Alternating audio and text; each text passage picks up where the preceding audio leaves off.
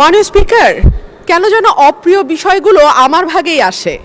গতকাল টিআইবি একটি রিপোর্ট দিয়েছে, সেই রিপোর্টে বলা হচ্ছে সরকারের 100 দিনে 605টি খুন। আমি আশা করেছিলাম মাননীয় স্বরাষ্ট্রমন্ত্রী আজকে এখানে উপস্থিত থাকবেন, কিন্তু আমি সামনে তাকিয়ে দেখলাম মাননীয় স্বরাষ্ট্রমন্ত্রীর আসনটি খালি, অর্থাৎ তিনি উপস্থিত নাই। কি আর করা, তার অনুপস্থিতিতেই বলি। সরকারের প্রথম 100 দিনে দেশে হত্যা, অপহরণ সহ বিভিন্ন অপরাধে উদ্বেগজনক হারে ঘটেছে বলে দাবি করছে ট্রান্সপারেন্সি ইন্টারন্যাশনাল বাংলাদেশ। এই সময় দেশে 605টি খুন, 196টি অপহরণের ঘটনা ঘটেছে বলে জানায় সংস্থাটি।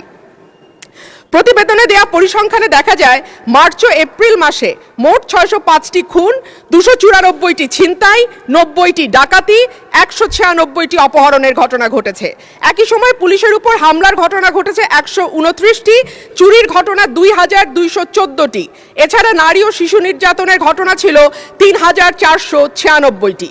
আলোচিত সময় ধর্ষণের শিকার হয়েছে 78 থেকে 102 জন, গণধর্ষণের শিকার 30 থেকে 36 এবং ধর্ষণের শিকার শিশুর সংখ্যা 49 থেকে 71 জন।